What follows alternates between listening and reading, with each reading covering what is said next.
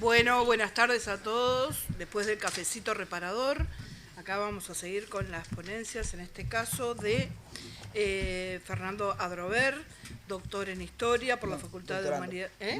Doctor todavía no. Doctorando, perdón. Bueno, es un deseo ya casi realizado. Le manifestamos al universo.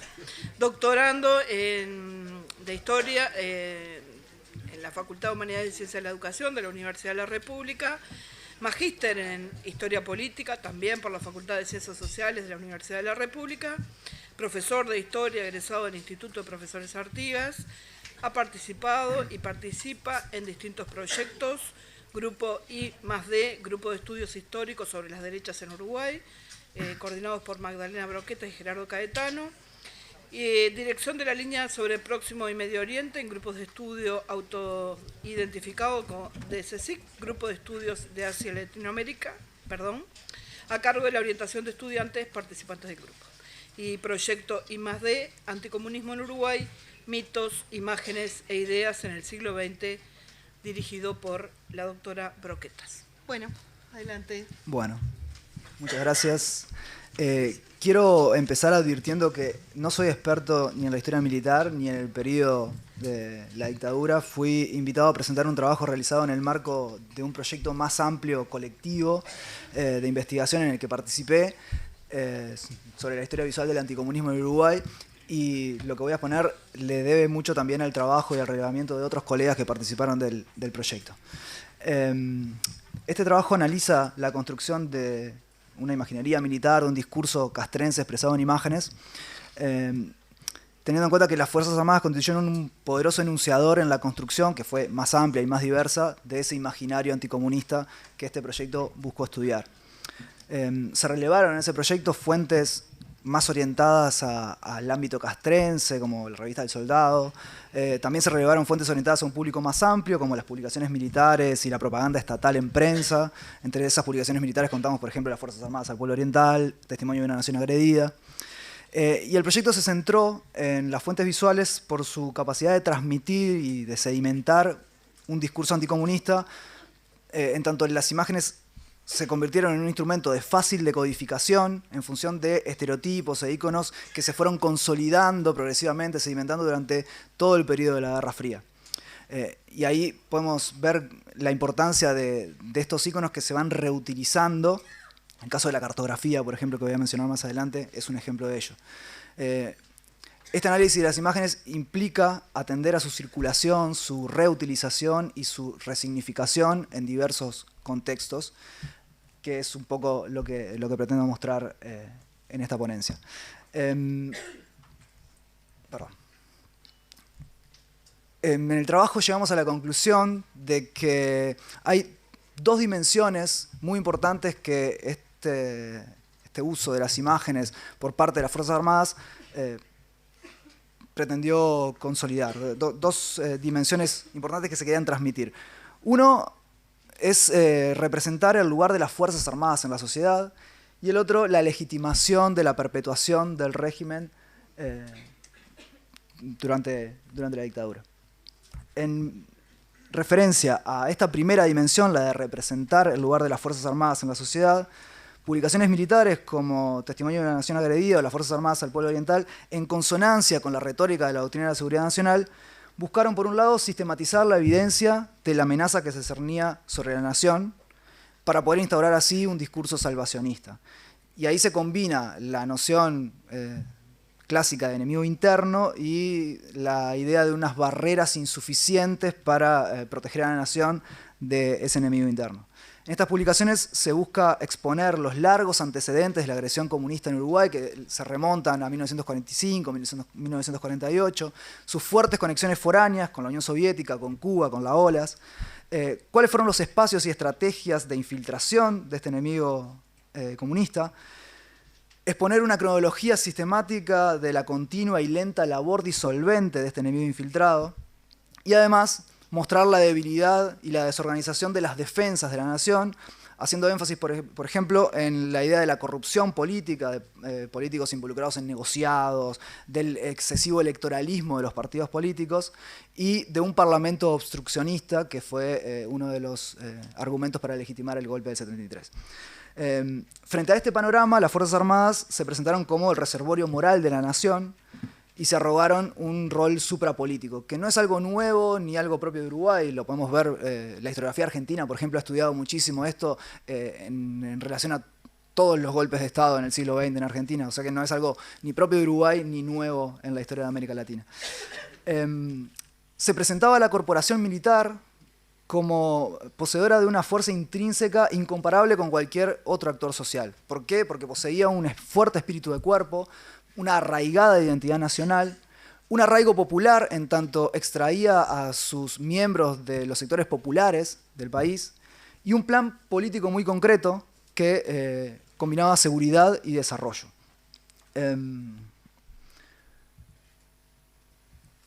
Perdón, me olvidé de pasar una imagen.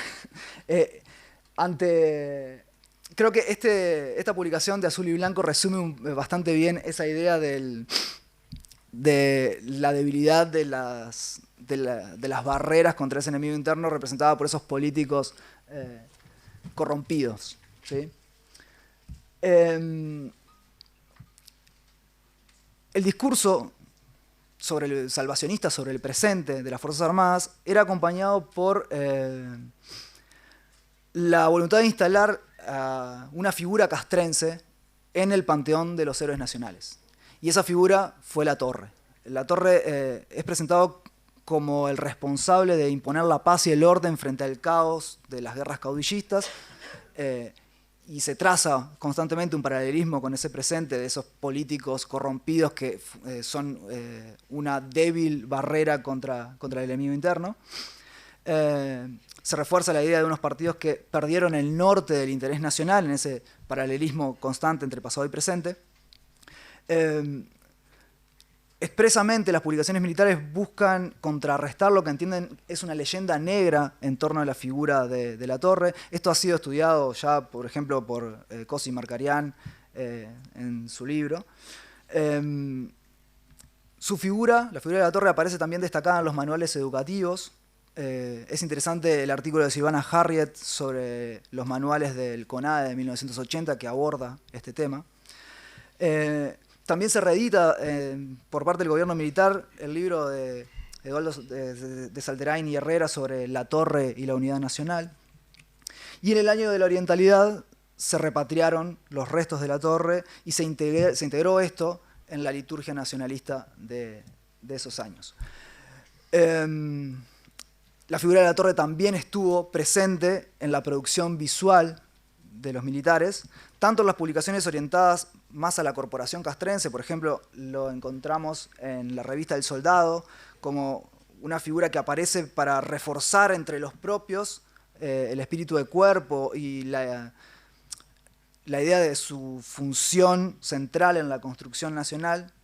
Y más recientemente, en la muestra del Museo Histórico Nacional sobre el Bicentenario de 1825 se rescató un álbum producido por el Estado en ese periodo que también exalta la figura de Latorre, y allí también se expone los recuerdos con el retrato de Latorre que se divulgaron durante la celebración de la repatriación de sus restos.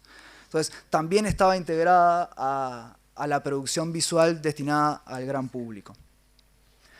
Pero ese discurso salvacionista y la reivindicación del lugar de los militares en la construcción nacional, además de reinterpretar el pasado histórico, fue reforzado por la construcción y el uso insistente, en diferentes coyunturas, de una iconografía sobre el martirologio militar. De hecho, si leemos las Fuerzas Armadas al pueblo oriental, una de las cosas que plantea es que es necesario romper con ese desconocimiento de los mártires militares por parte de la población civil o de los líderes civiles. Sostiene textualmente que hubo una que frívola y ligeramente se quiso desconocer el sacrificio, el dolor y la sangre que cobró la sedición entre los militares. Y en esa búsqueda de crear una imagen del martirologio militar, destaca sobre todo la utilización de una foto que se convirtió a partir de 1972 en un verdadero ícono utilizado de forma sistemática e insistente, omnipresente, podríamos decir, por la propaganda militar. Se trata de la foto de los militares asesinados en un jeep frente a la casa del general Gravina el 18 de mayo de 1972. Esta foto apareció, entre otras, sobre el mismo episodio, tomada de diferentes ángulos, en diferentes momentos del episodio, el retiro de los cadáveres, el sepelio y demás, pero es una foto la que se seleccionó entre las demás y se reprodujo en distintos formatos de forma insistente. Se la recortó, se la coloreó, se aumentó su contraste para reducirla a sus formas más elementales, convirtiéndola en un icono fácilmente reconocible, además por su repetición, y apareció en distintos soportes, para distintos públicos y en distintas coyunturas. Ese proceso de conversión de esta imagen en un icono ya empieza en su uso en la prensa, pero se consolida en las publicaciones militares posteriormente. Apareció en las publicaciones militares como testimonio de una nación agredida, apareció fuertemente en la... Aquí tenemos su aparición en Testimonio de una nación agredida. Apareció también de forma insistente en la propaganda oficial para la conmemoración de los caídos, como un ícono asociado a la liturgia castrense en relación a sus mártires. Apareció también en la propaganda del plebiscito del 80 como representación de la violencia subversiva. También en el contexto de las elecciones de 1984 apareció utilizada nuevamente. Apareció también en publicaciones que buscaban legitimar la dictadura a nivel internacional. Esto lo ha estudiado Mauricio Bruno en la historia de la fotografía en Uruguay, como vemos en la imagen. Pero también aparecía reproducida en la cartelería de las dependencias militares como forma de fortalecer el espíritu de cuerpo y la actitud vigilante ante el enemigo demonizado. Lo podemos ver en una entrevista que se le hace a Queirolo por parte del país, cómo aparece la imagen de fondo en las dependencias militares también. La segunda dimensión que quería analizar era el uso de las imágenes para la legitimación de la perpetuación del régimen. Por un lado, se busca presentar a una amenaza constante, inminente, siempre latente, y en este sentido el uso de las imágenes juega un rol muy importante. Uno de los usos que encontramos es el uso de la cartografía, que tiene una larga historia, que ya empieza a utilizarse en los años 40, pero que se resignifica en este contexto para mostrar esa amenaza internacional que se cierne sobre el país. También se utilizan y se busca componer un panorama de las amenazas internacionales en la que se inscribe la infiltración del enemigo interno en Uruguay. Esto aparece en sucesivas imágenes en las Fuerzas Armadas al pueblo oriental, pero traje esta página doble del país porque lo condensa un poco mejor. Aparece nuevamente la foto de los soldados en el jeep, pero además aparecen atentados que se van dando a nivel internacional. El único identificable es el de Carrero Blanco, pero después hay fotos más pequeñas que se refieren a supuestos atentados en Milán, Estocolmo, Irlanda, en Nicaragua. Aparece Marulanda también como una expresión latinoamericana de ese enemigo que se cierne sobre el país. Y en el contexto de ese panorama se ubican, además de la foto del jeep, algunas fotografías que provienen de las Fuerzas Armadas al pueblo oriental sobre la infiltración comunista, en este caso en las instituciones educativas, que son las fotos del centro. ¿Sí? Entonces se va componiendo un panorama de esa amenaza que se cierne sobre el país.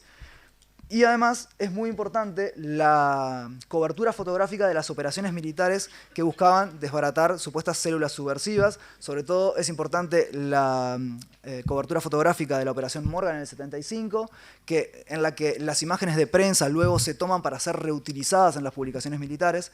Y el montaje del chalet Susi en 1976 también es un ejemplo de esto. Luego, más adelante, las publicaciones oficiales van a utilizar de forma repetida algunas imágenes que se van descontextualizando, como es el caso de esta que tenemos aquí. Estas imágenes se publicaron originalmente en la prensa cuando se interviene en la universidad, mostrando la existencia de propaganda subversiva en la universidad. Luego se descontextualiza completamente y pasa a ser un ícono que representa la infiltración de ese enemigo interno que hay que combatir, y en este caso es reutilizada en la propaganda oficial para el plebiscito del 80.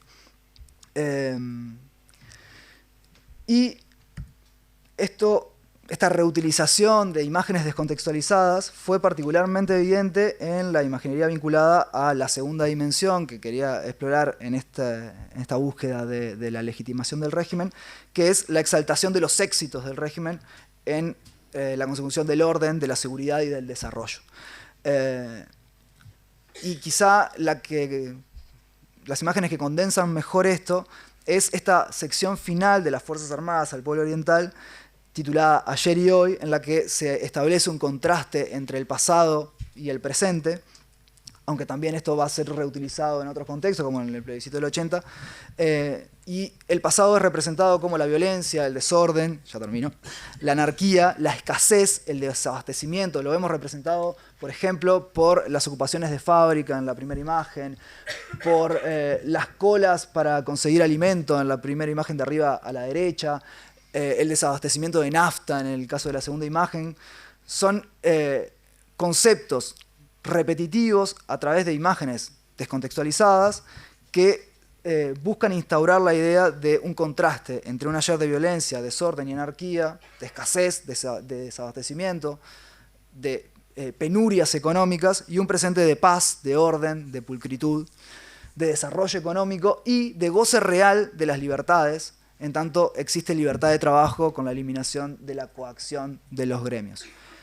En síntesis, y ya con esto termino, las Fuerzas Armadas fueron un actor clave en la construcción de un imaginario anticomunista con sus especificidades, movilizando el uso repetitivo de ciertas imágenes con el objetivo de reivindicar su lugar en la sociedad y legitimar el régimen. En ese proceso buscaron introducir ciertas revisiones a la historia nacional e instalar una memoria del pasado reciente del país en la que el sacrificio y el martirologio militar en defensa de la nación tenía un rol central. Muchas gracias.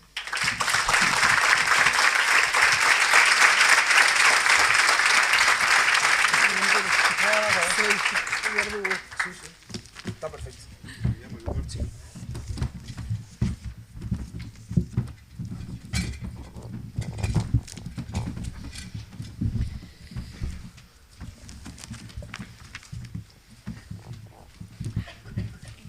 ¿Dónde está? Bueno, está en la misma. Ahí va. Ahí va. Pero si te sabes manejar. Sí, él me pidió que... Demos entonces. Bueno, bueno tenemos con nosotros al doctorando en Historia por la Facultad de Humanidades y Ciencias de la Educación, Juan Pellicer, ¿no? Pellicer.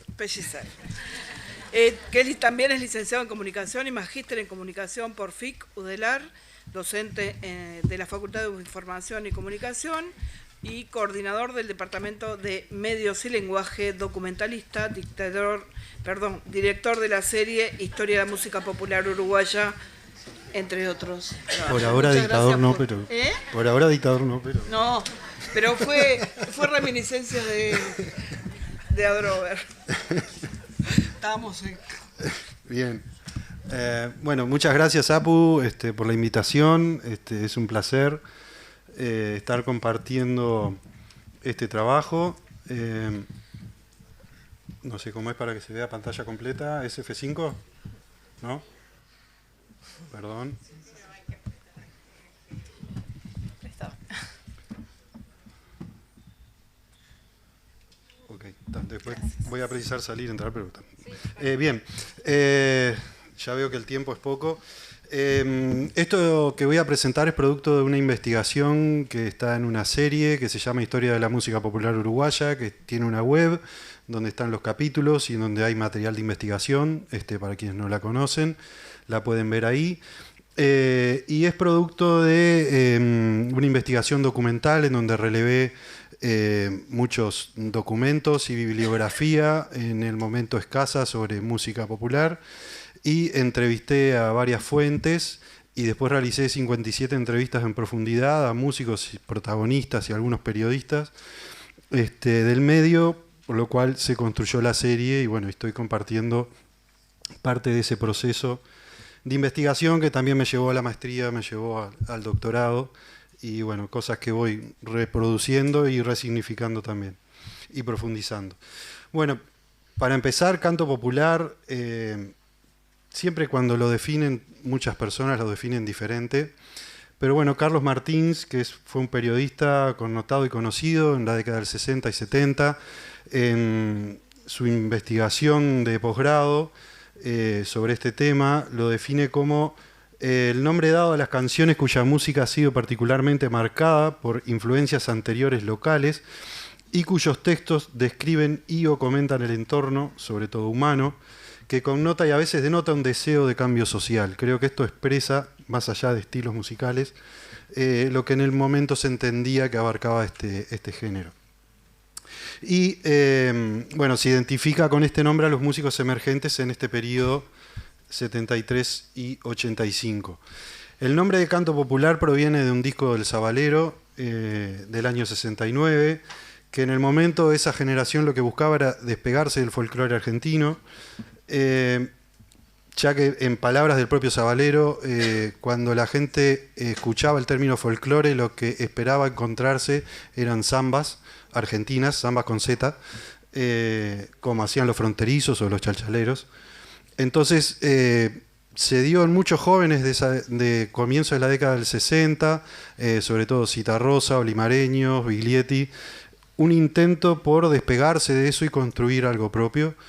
Y esto también de la presencia de las zambas argentinas en nuestro medio tiene que ver con esta ley que está citada ahí, de Perón, presidente en ese momento, de protección a la música nacional, que imponía en los espacios públicos una gran presencia de música argentina. En ese momento eran las zambas lo que más sonaba y lo que imponía la industria.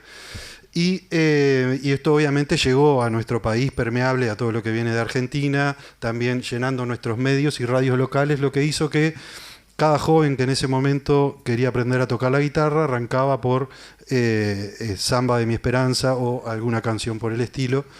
Y bien, y bueno, y estos músicos tuvieron como esa intención de despegarse de eso.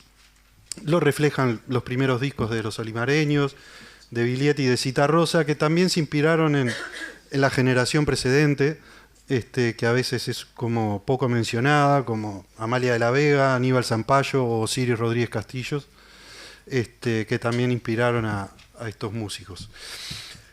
Después, obviamente, ya es bastante conocido, pero estos músicos se fueron al exilio a partir del golpe de Estado, sufriendo persecución y con una curiosidad, no tan curiosidad, creo que obviamente muy pensado, los olimareños, que fueron los únicos músicos prohibidos por decreto en ese momento, fueron utilizados como fondo al leer los comunicados 4 y 7, lo cual también generó en la población como un imaginario de repente de que esto podría ser una cosa cuando en realidad era otra. Se jugó un poco con ese doble significado a partir de la presencia de la música que estaba por abajo y que también fue proyectada en los momentos de los comunicados cuando el golpe de Estado. Tanto es así que Braulio López decía, la gente pensaba que estábamos con ellos, cuando no era así, y eran músicos perseguidos. Bueno, Braulio estuvo detenido en Argentina, sufrió la tortura, nada, como ese tipo de cuestiones de doble significado a partir de lo sonoro.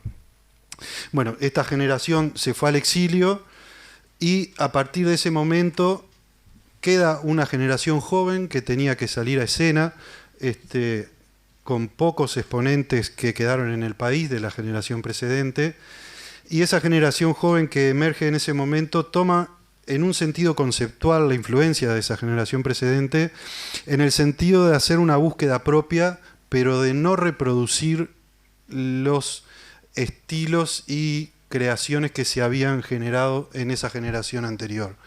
La idea era, en ese momento histórico, era mal visto parecerse a alguien, habría que ser original. Entonces no habían imitaciones de los olimareños, sino que habían como proyecciones, tomar influencias, lo mismo de Citarrosa, etc. Y bueno, en un momento donde esta generación joven, que no figuraba hasta ese momento en las listas de prohibidos, y que empezó a transitar su adolescencia y juventud en un contexto de represión y de censura, empezaron a surgir listas de artistas prohibidos, palabras censuradas, y se instaura una comisión de censura de libretos en carnaval. El Corto Buscaglia, en una entrevista que tuve con él, nos contaba que un espectáculo en el 75 de Canciones para no dormir la siesta fue el primero intervenido por Inteligencia y Enlace, en donde empezaron a ir a preguntar por las letras, etcétera. Y ahí lo que Buscaglia me decía, que él sacó como conclusión que lo importante no era expulsarte del país para que no funcionaras de eco en el exterior, como pasó con el Teatro El Galpón, era dejar de existir, pero con trabas, algunas bastante violentas, otras un poco menos, pero bueno, era como provocar el miedo y la autocensura. Bueno, acá está el libro de Virginia Martínez, donde está como bien detallado todas las cosas que tenían que presentar antes que me entre a correr el tiempo. Bueno, una carta dirigida al jefe de policía. Acá en las imágenes hay un comunicado de censura, de investigación de antecedentes ideológicos para Washington Carrasco. Y abajo hay un afiche de Todos al Estadio, que es un recital ómnibus que les dejaron producir a todos los músicos, contratando muchísima amplificación y necesidades que se necesitaban costear para organizar algo en el estadio. Se lo suspendieron 2 días antes, no le permitieron hacer después que habían incurrido en muchos gastos, y un acto simbólico es que la gente no fue a buscar la devolución de la entrada, que es algo como muy mencionado de ese hecho en ese momento. Bueno, no voy a detener en el detalle de las cosas que pedían, pero no sé, hasta el domicilio de la persona que hacía la amplificación, o sea, hasta eso era lo que había que presentar, ¿no? Bien, entonces se empezó a decir por parte de esta nueva generación y de quienes la analizaron, la construcción de un lenguaje alternativo que se empezó a construir, a la redundancia, para pasar la censura. No se podían decir palabras irritantes para el régimen, había algunas palabras expresamente prohibidas, pero se usaban algunas palabras similares. Hay muchas canciones conocidas que han logrado trascender el tiempo, pero quisiera compartir un fragmentito de una canción de Luis Trochón, que es un bolero y que generó mucha extrañeza en mucha gente que no entendía un bolero, una canción de amor en este contexto.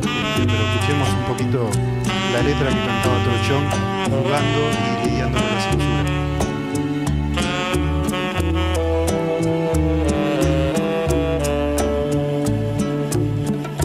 No tengo palabras para decir lo que hoy siento, no es la emoción ni el pensamiento, es que no dejas, cariño, hablar.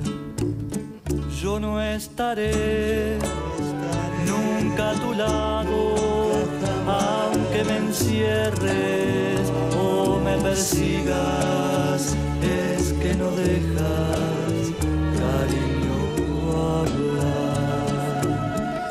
Bien, Siempre... está muy buena la canción, pero había lugar para este tipo de cosas muy interesantes. Bueno, este lugar que fue ocupando la canción, que iba generando todo este sentimiento de contracultura, contra lo oficial, mientras el gobierno intentaba imponer ese folclore de los nocheros y su canción Disculpe, que había un decreto que obligaba a las radios a pasar esa canción cada 2 horas. Los conductores de radio decían ahora disculpe por los nocheros. Y bueno, se jugaba también con ese lenguaje alternativo. Hubieron también muchos... para abrir la noche era la dictadura, empezó a construirse ese lenguaje a partir de lo verbal, pero también lo musical. Las partituras nos entregaban por triplicado. Los que iban cantando hacían una versión instrumental de Milonga de Pelo Largo, del Prohibido Dino, con unos acordes iniciales de la Milonga de Andar Lejos de Biglietti, también prohibido. Y bueno, y se jugaba con eso y se fue construyendo también en el lugar de reunión, ¿no? Las reuniones estaban prohibidas, reunirse más de 3 personas, había que pedir permiso, etc. Entonces eso fue generando también estas innovaciones, también la puesta en escena, cuando había un músico prohibido se dejaba una silla vacía con una luz puntual que era interpretado rápidamente por el público. Y bueno, otro montón de cosas. Bueno, acá hay una lista de los primeros espectáculos, vamos a pasar esto. Y rápidamente se fue pasando de los teatros a las canchas de básquetbol y gimnasios, creciendo el público. El primero de ese estilo fue organizado por los estudiantes de agronomía en el Colegio San Juan Bautista a comienzos del 78. Y fue transformándose en ese espacio de reunión que fue creciendo cada vez más, ¿no? Y Carlos Martins plantea como un punto de saturación entre el 79 y el 80, en donde empiezan a aparecer también los productores profesionales.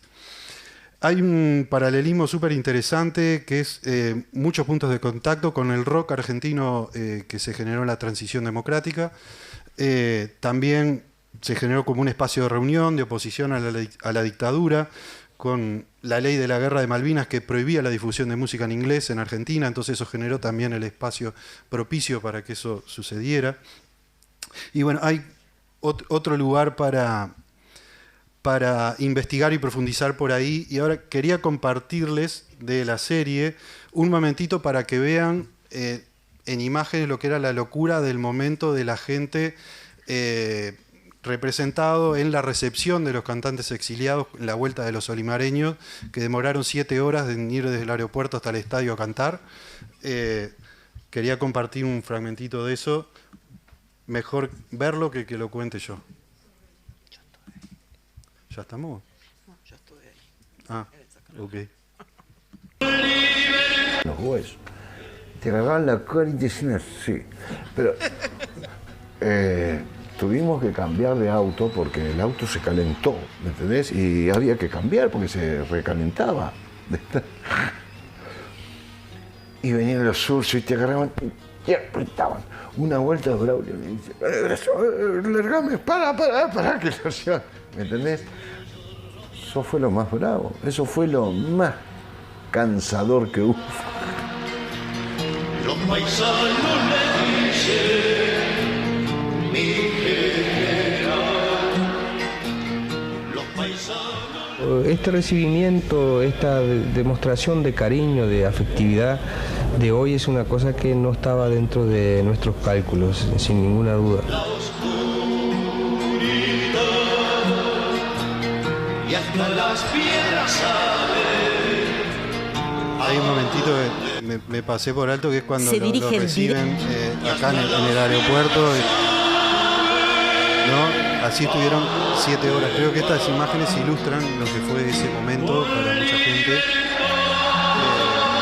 Y bueno, y a estos cantantes, estos músicos que les tocó estar en ese lugar, en ese momento, y representar como esas ansias de cambio que estaban demandados y ese lugar para ir a expresarse.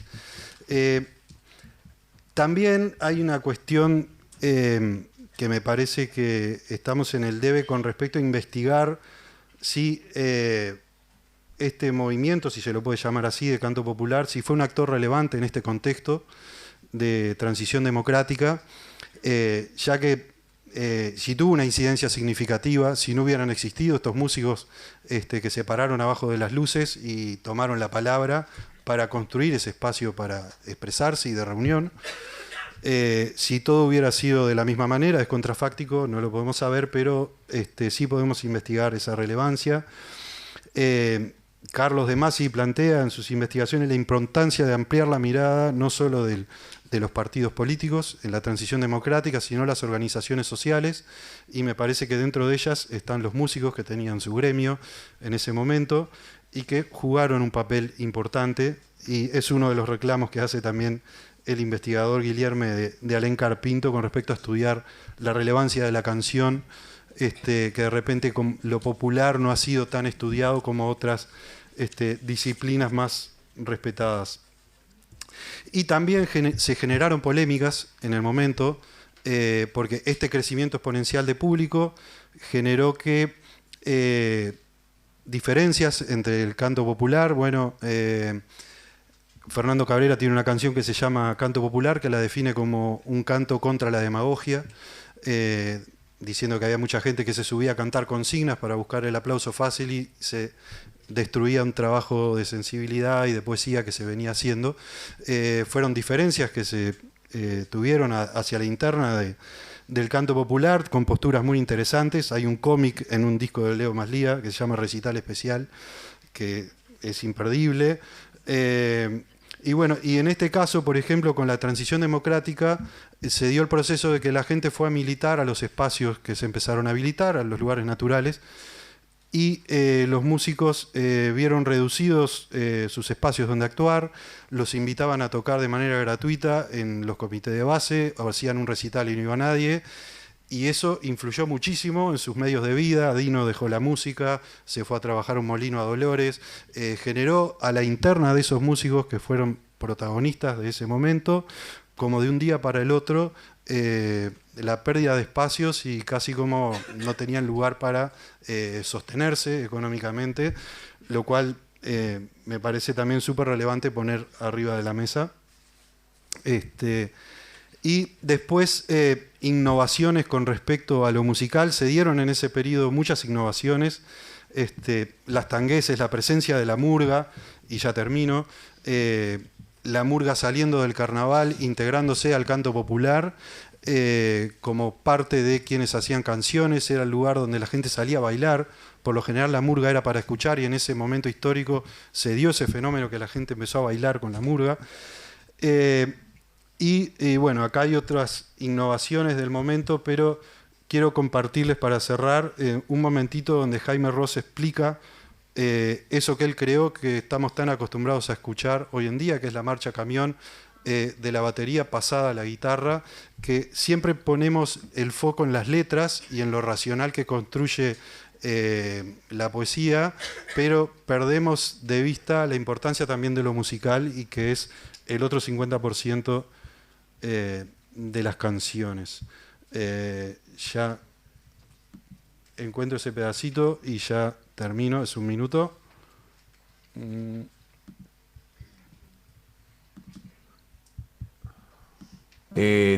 Igual que como habla. Me dijo, Maquet. En abril de 1977, Jaime Ross presenta su primer disco, Candombe del 31. Que fuera necesario que cada uno, cuando mostrara lo que hacía, bueno, Ross investigar. Es que ellos hicieron murga canción, pero en la forma de tocarlo, o en la forma de sentirlo, o incluso en la forma de fusionarlo, no tiene nada que ver. A mí me tiraba más la fusión del candombe beat, y también de lo que a partir de ahí yo quería hacer, que era algo que lo tenía acá, metido acá, que era la murga beat. Cometa de la Farola, en los hechos, es la primera murga beat que se hace. En el momento de adaptar un género como el murguístico, en donde hay bombo, redoblante y platillo y un coro, cuando te dan la guitarra, bueno, ¿qué haces? Cantar, cantás, pero uno tiende a imitar o a sustituir a los instrumentos que suenan en la percusión. Entonces, bueno, yo pensé, el platillo hace esto. 1, 2, 3, va en el segundo golpe. Y el bombo,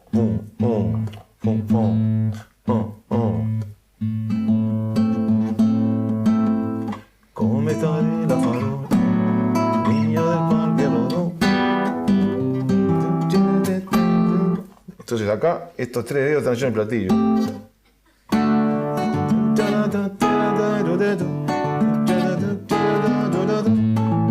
Y el pulgar haciendo el bombo. Por ejemplo, un año después, en retirada, arrancaba así, haciendo el platillo.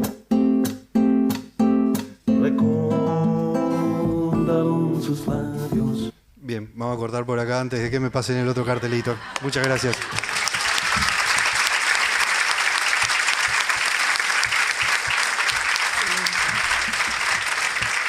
Bueno, presentación.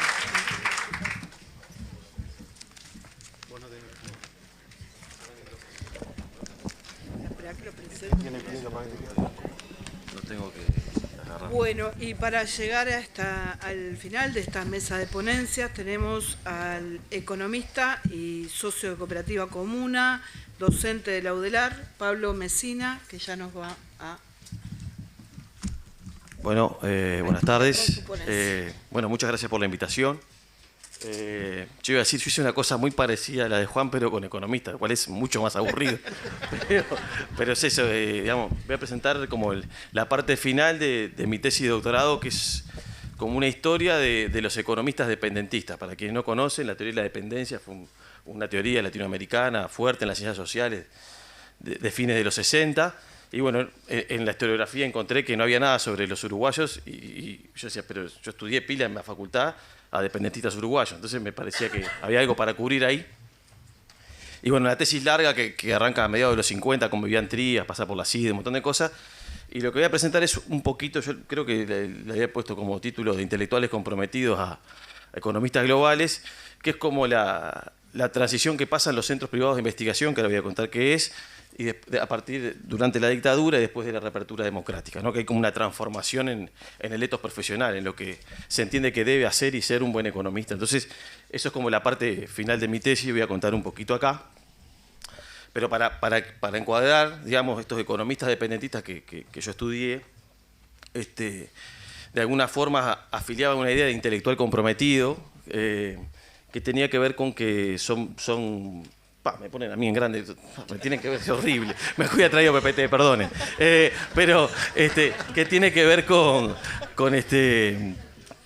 que tiene que ver con agarrar y decir dos ideas básicas. La primera es que los científicos, los intelectuales no deben ser neutrales en términos políticos. Quiere decir, la investigación y el desarrollo de la ciencia está atado a un proyecto político. Y la otra idea es que deben hacer públicas sus posiciones. Por eso cuando yo estudié a finales de los 60 a estos economistas que estaban en el Instituto de Economía, que aparte digo, para quienes no los conocen, sacaron una suerte de manifiesto, que fue un libro colectivo sin firma, que es el proceso económico del Uruguay, que es como el manifiesto dependentista uruguayo, yo diría, que son todos economistas los autores, o en su mayoría. Estos economistas empezaron a hacer boletines de coyuntura, a disputar la opinión pública, es decir, muy con ese proyecto, ¿no? Muy emparentados con ese proyecto. Lo que pasa y lo que vine a presentar hoy, muy someramente, es lo que pasa a partir de la dictadura, con el golpe y la intervención en la UDELAR, donde algunas precondiciones de lo que presupone, digamos, un intelectual comprometido, que es justamente poder hacer valer su voz en la esfera pública, desaparece. Más para ellos que fueron perseguidos, encarcelados, hay economistas desaparecidos del instituto, en fin, María Rosa Silvera, exiliados, etcétera, y quienes se quedaron acá, que pudieron quedarse en Uruguay, crearon centros privados de investigación, ¿sí? Donde estuvieron, ahí hubo varios, en Uruguay hubo 6 claramente destacados, pero donde estuvieron los economistas fueron esencialmente en 3, que es CIMBE, que es el Centro de Investigaciones Económicas, que existe hasta el día de hoy, CIEDUR, que es el Centro Interdisciplinario de Estudios de Desarrollo del Uruguay, que existe hasta el día de hoy, y el otro que hubo economistas fue en el CLAE, que estaba Alicia Melgar y Walter Cancela, pero como está lleno de profe de historia y yo no me cae bien la profe de historia, no lo estudié mucho en la tesis, ¿tá? Así que yo me concentré en CIMBE y CIEDUR, que es lo que más estudié en mi tesis. Pero ahora les voy a presentar un poco sobre CIMBE para entender esto de qué es la transformación, que yo digo de intelectuales comprometidos a economistas globales. Economista global es un término de una socióloga francesa que se dedica a estudiar a los economistas, también no tiene... se hubiera hecho cantores populares, pero sé que en Francia no había. Pero que dice, bueno, la economía es una disciplina muy particular donde yo observo que hay muchos consensos. Está hablando de los economistas de ahora, ¿no? En general hay una especie de pensamiento único y ella estudia esas condiciones de por qué hay una suerte de pensamiento único, ¿no? Una disciplina que está controlada por un grupo muy reducido de universidades, de revistas, de qué es lo que se debe hacer y cómo debe ser un buen economista. Entonces hay todo un estudio sobre eso, yo no voy a profundizar porque me llevaría mucho rato, pero eso es un poco lo que yo cuento que empieza a pasar a partir de los 80 y que con la reapertura democrática se profundiza. Y capaz que lo que me resultó llamativo como descubrimiento, al menos para mí, es que quienes lideran ese proceso son economistas, no son economistas de derecha o conservadores, son economistas progresistas, lo cual es razonable porque eran los que estaban insertos en la academia. Después que me di cuenta, digo, no es tan raro, pero quiero decir, para mí fue un encontronazo, digamos, en el proceso de investigación. Entonces, lo que quería contar son 3 o 4 aspectos.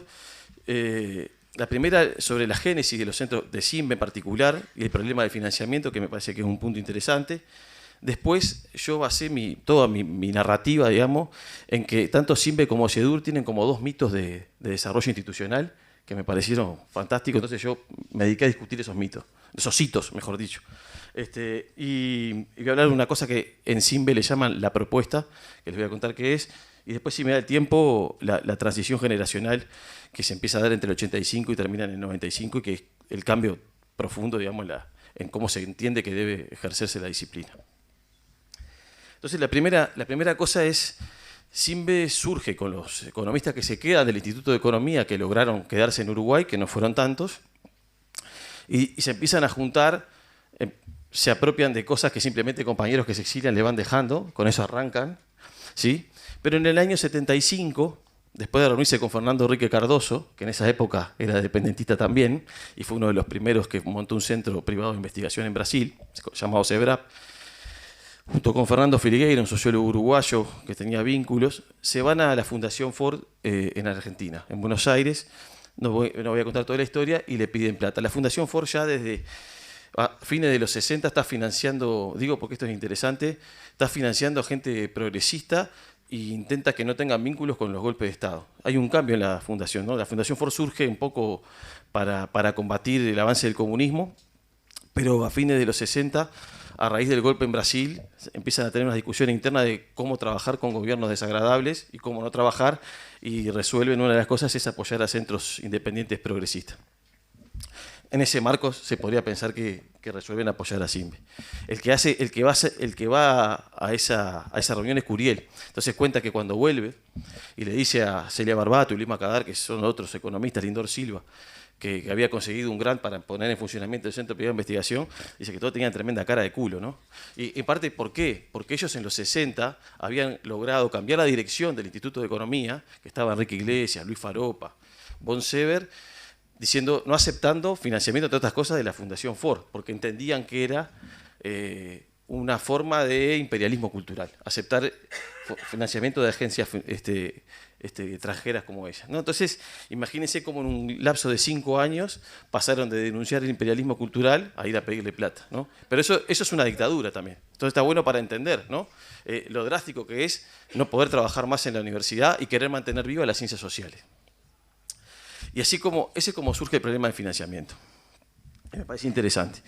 En ese marco, en la narrativa, hay 2 trabajos que ellos revisan. Hay un trabajo de Celia Barbato que revisa como la historia de la economía como disciplina, en el 85, 86, ahora la memoria me está fallando un poco. Y después, en el 2010, otra economista del Centro de Investigación SIMBE, llamada Silvia Láenz, sacó como una memoria institucional casi, ¿no? de centro de investigación. Entonces yo intenté, digamos, hacer entrevistas, revisar un montón de documentos, archivos, etcétera, para decir, bueno, a ver qué tanto estas historias, estas memorias más encuadradas, digamos, del centro podían ser discutidas. Y en todos los relatos, y también en el relato de Silvia, aparece una cosa que es como el gran hito de crecimiento del centro, que le llaman la propuesta, así entre comillas, ¿no? Tiene un subtítulo aparte. ¿Qué es la propuesta? Bueno, es una cosa media complicada de explicar, pero es un trabajo que el Centro de Investigación hace en el año 82, que tiene ya para empezar un problema que es la ubicuidad. Los entrevistados me dicen que era para el Banco Mundial, que efectivamente el Banco Mundial fue el agente que financia el proyecto de investigación. Otros dicen que es para el Banco Central, porque el Banco Central es el que hizo el llamado a la licitación para ese proyecto, y otros dicen que es para el Ministerio de Hacienda, que efectivamente le iba a usar el documento eventualmente para aplicar política. En el año 82 estamos todavía en dictadura. Estos son centros privados de investigación que surgen en resistencia a la dictadura. Entonces, esta cosa que se llama la propuesta es presentada por los economistas del centro como una cosa que fue muy controvertida, muy discutida en la interna, pero consensuada. Yo intenté discutir ese consenso, ver si era así o cómo funcionó. Pero la primera cosa que quería como aclarar, que me parecía bueno, es hay muchas razones para que ellos en parte estén orgullosos. La primera es que competían en una licitación con Ramón Díaz, Jorge Caumón y Alberto Bención, los nenes mimados del neoliberalismo, los nenes mimados de la política económica de la dictadura. ¿Qué pasó en el primer llamado? Perdieron, lógicamente, porque lo miró el Banco Central. Cuando va el Banco Mundial a ver el pliego, dice, no, pero esta propuesta es un desastre. Entonces dicen, vamos a hacer una nueva propuesta y la vamos a evaluar nosotros. Vuelven a competir, evalúa el Banco Mundial desde Washington, gana Simbe el llamado. Entonces era también un motivo de orgullo, ¿no? Decir, bueno, nosotros mostramos que somos técnicamente más solventes que los neoliberales, ¿no? También era un motivo de orgullo en parte porque era un montón de plata en un contexto que estos centros privados de investigación vivían con la diaria, ¿no? Entonces también posibilitó un montón de cosas, que ahora después voy a contar algunas. Entonces eso es un poco lo que pasó. Pero, indagando un poco, también es bueno decir que no es cierto que fue tan unánime y no fue carente de controversia. Yo una cosa que intenté hacer es entrevistar a los demás centros que opinaban de que Simbe haya hecho eso, por ejemplo. La primera cosa es que aparece es que hubo una secretaria administrativa de Simbe que renuncia, ¿no? Tuve tanta suerte que esa secretaria administrativa es Graciela Paraquevaide, que es una musicóloga reconocida internacionalmente y tiene un archivo, ¿no? Entonces encontré una carta de quien fue siempre su esposo, Corina Aronian, contando que pidiendo trabajo a un musicólogo brasilero, diciendo, mirá, por razones éticas, Graciela renunció al trabajo administrativo que tenía, que yo sé que es en Simbe, ¿no? Y las razones éticas eran en abril del 82 empezar este proyecto, ¿no? O sea, cuando la fecha de la carta y la fecha del proyecto coinciden. Entonces, eso también fue visto, y los otros centros también generó cierta resistencia, a punto tal que Simbe tenía como la representación de Claxo, todos estos centros tenían una representación en Claxo hasta el 82, y a partir del 83 la representación la va a tener el CLAE. Quiero decir esto, o sea, generó movimiento, quiero decir, no todos vieron esto como algo que era aceptable, y fue una discusión en la época. Pero es para un poco explicar. Entonces, estas son las controversias. ¿Qué cosas tuvo este proyecto que fue tan relevante? Y por eso yo lo cuento como que es el inicio de la transformación. Estoy poniendo exagerado, ¿no? Una cosa no se da con un hecho en un evento, está clarísimo, pero es bastante simbólico como es una de las cosas que ayuda a dar pasos hacia la transformación del ethos profesional de los economistas en Uruguay. Es que tiene 3 o 4 cosas importantes. La primera es, ellos venían de este manifiesto que era el proceso económico del Uruguay. Y para quienes no conocen como toda la producción de los economistas, no tiene por qué, tampoco no se pierden de mucho, uruguayo, en Uruguay pasó que la academia estuvo casi que 20 años discutiendo ese libro. Si estaba bien, si estaba mal, si había que rectificarlo, si había que corregirlo, si había que refutarlo, ¿no? Mi tesis tiene como 20 años de acumulado de discusiones sobre un libro concreto, y es gracioso, pero incluso en los 90, las tesis de maestría y doctorales de estos economistas más jóvenes que van a hacer los del viraje, digamos, de alguna forma, tienen todos un capítulo para criticar ese libro, ¿no? Es decir, fue muy importante para nuestra tradición académica. Entonces, un poco lo que pasa es que este es el primer gran proyecto que no se habla de eso, sino que es un proyecto de estudios sobre protección arancelaria con una metodología del Banco Mundial que todo el mundo identifica a Martín Rama como, que es el hijo de Germán Rama, es un economista muy reconocido, para los economistas por lo menos, que fue como el que trabajó mucho en la metodología previa. Y acá siempre cuento esto, no hay que pensar a los financiadores como gente que te gobierna y te determina en absoluto, porque yo no lo creo eso. Y si ustedes miran, Martín Rama ya había publicado una cosa con esa metodología del Banco Mundial desde Simbe un año antes de que ese llamado siquiera existiera, ¿no? Quiero decir, muchas veces lo que hay es convergencia de intereses. Eso, digo, es interesante para pensar. Pero bueno, entonces es la primera vez, entonces cuando los entrevistaba a los que eran los jóvenes de Simbe en ese entonces, me dice, bueno, es la primera vez que dejamos de discutir los rollos. Los rollos era el libro, manifiesto dependentista en Uruguay. Entonces, eso es una de las cosas que por eso esta propuesta es significativa. La segunda cosa, que capaz que para quienes no vienen de la disciplina le puede resultar graciosa, es porque compraron una computadora. Entonces, son estos economistas, junto con los del Banco Central, los primeros economistas que usan la computadora para trabajar y la tienen de acceso cotidiano y diario en su trabajo. No piensen una computadora como estas cosas acá, ¿no? Era una pieza entera, una IBM, una cosa, ¿no? Que funcionaba con tarjeta que se perforaba. Digo por las dudas.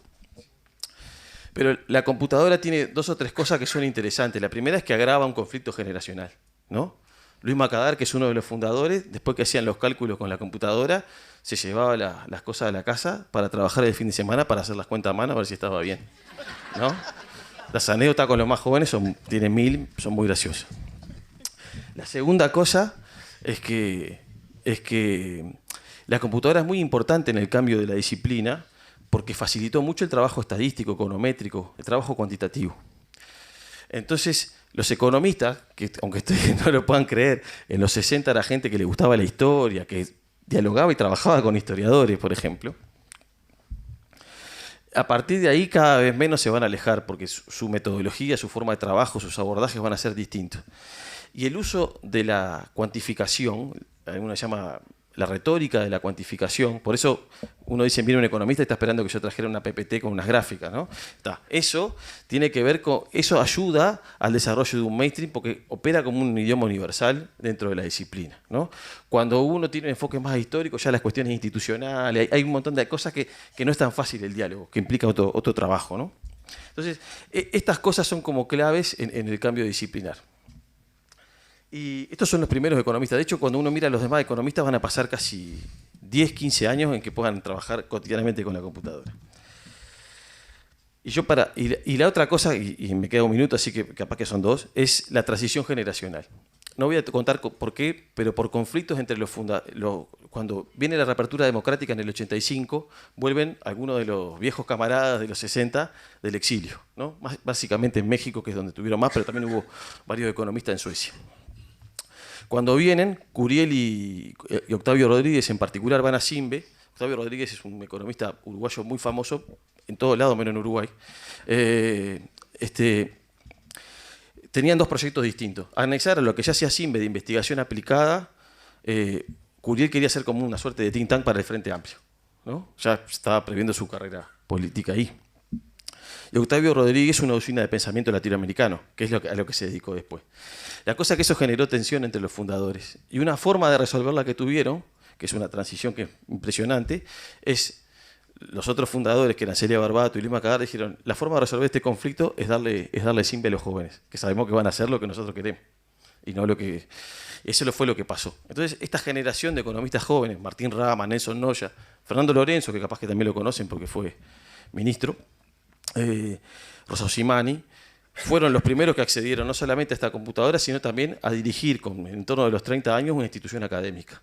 Todos los demás que trabajaban en CIEDUR, en el Instituto de Economía, esos procesos le pasó mucho después. Entonces, un poco con esto cierro, estos economistas, que vienen todos de progresismo de alguna forma, van a ser los pioneros en ir transformando la disciplina. Cuando ya empezamos en los 90 a los 2000, esta cosa de los grandes consensos entre los economistas, que hasta el día de hoy pasan todo el tiempo, va a ser una cosa mucho más generalizada. Gracias.